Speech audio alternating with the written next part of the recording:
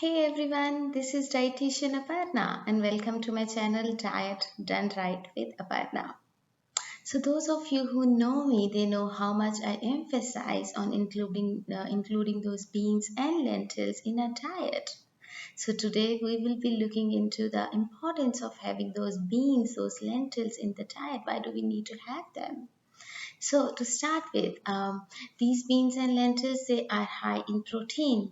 And as we know that protein is the very important for the maintaining and repair of the body. So beans, they are high in amino acids, which are the building blocks of the protein. And there are 20 amino acids, and 9 of them are essential. We need to eat those 9 because they cannot be produced in our body. So there are complete proteins and there are incomplete proteins. Complete proteins are the ones that contain all the essential 9 amino acids, and there are incomplete, which means they do not contain all the essential amino acids in them. So animal products, soy and quinoa, these are the complete proteins because they contain all the essential amino acids. Whereas beans and all, they are not complete, they are incomplete, but when they are combined with other food products, like if you are eating beans and combine it with rice, then beans and rice together, they make the whole protein, they make the complete protein.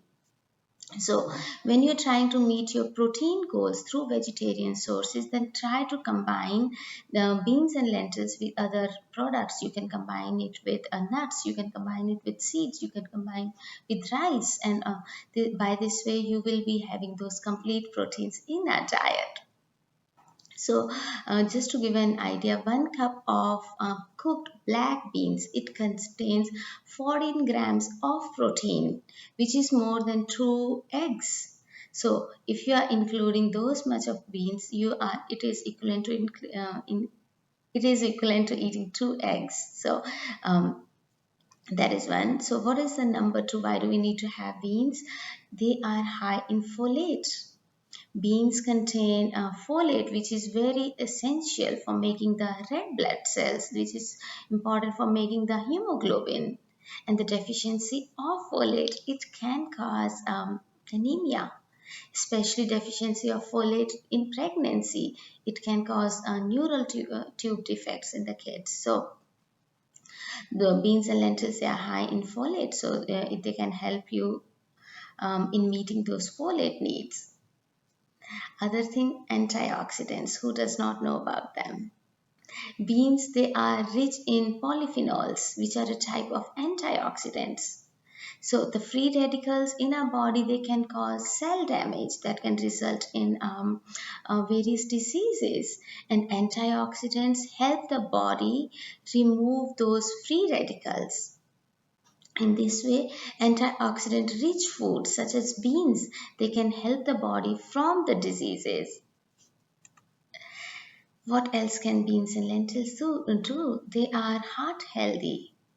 It may help it is interesting to know that the beans and lentils, they help with the heart health.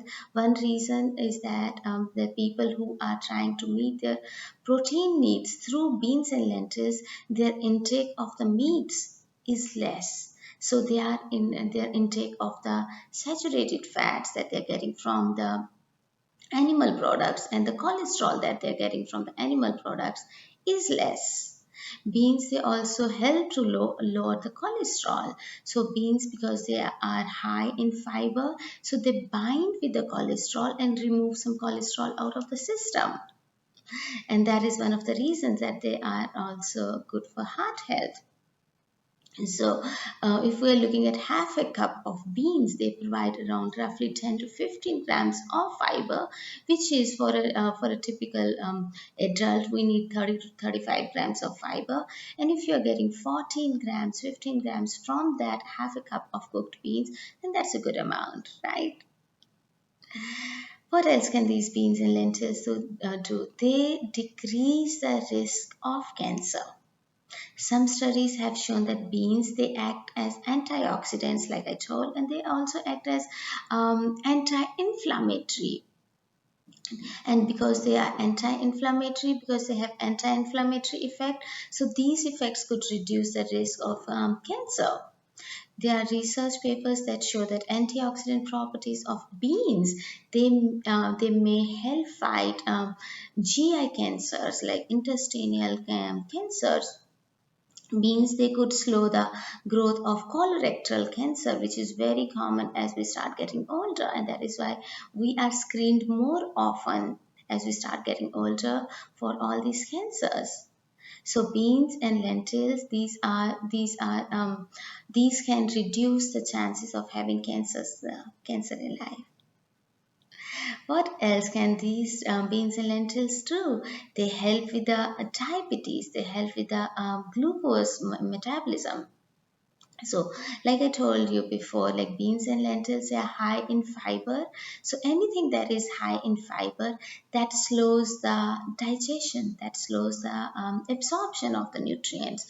So, if you are eating something with carbs and then you have it is high in fiber, then that will decrease the absorption of glucose, and that will avoid giving those spikes in the blood glucose. So that is another importance of having beans and lentils, because they can help you control your blood glucose better. They can also help you to prevent the fatty liver. Fatty liver happens when fats, they accumulate in the liver. It is also more common in people who have other comorbidities like obesity, like high cholesterol, high blood pressure, and other aspects of metabolic syndrome kind of. And one of the lines of treatment for preventing for the for one of the lines of treatment of fatty liver is to include those beans and lentils in the diet, because they help to lose weight, they help to control blood glucose better, they help to reduce the level of the triglycerides and low density lipoprotein, which is the bad cholesterol in the body. So replacing high animal fat with beans and lentils for meeting the protein goals can also benefit in preventing the fatty liver. It also helps in controlling the appetite. When a person eats beans, the fiber, the fullness of the beans and lentils, they will keep you full for a longer duration of time, and you will not be hungry every now and then. So it will prevent the overeating, and thus then it may lead to weight loss. It may lead to losing those extra pounds. What else can beans and lentils do? And this is although this is mentioned in somewhere in the last, but this is one of the most important functions, I would say. Like, again, those of you who know me, they know that how much I emphasize on the gut health. So when we talk about gut health, it's very important to have those probiotics in our diet. It's important. Probiotics are basically the live bacteria. And then for feeding those bacteria, we need prebiotics in our diet. And beans and lentils, they make excellent prebiotics. They provide good amount of food for the probiotics, for the microorganisms that you eat. So they help in the gut health. So having the essential bacteria in the gut is important for immune system, and for having those bacteria you need to have good fiber, and beans and lentils are a great source for that. So to sum it all, so adding beans and lentils, they can turn and so if you are eating beans and lentils, you can turn the incomplete protein to complete ones by including again rice or brown rice, wild rice, nuts, seeds. That is one way of meeting the protein goals. And then if you're especially if you're trying to be vegetarian, excellent way of meeting the protein goals. And then since beans and lentils, they provide protein, they provide fiber, iron, antioxidant. So they are that is the reason why we need to have these in our diet. People should also try to if they have never tried the beans and lentils before, they can also try to start slow by having like chickpeas, which so chickpeas or galbanzo beans, you can boil them, you can have them in your salads, or you can have a can of a can of chickpeas in your salad for meeting those carb needs, meeting those protein needs. And hummus is a great source of having beans and lentils in a diet. And that is it for today. I hope this was helpful. And please don't forget to subscribe to my channel. And thank you so much for watching this video. Thank you.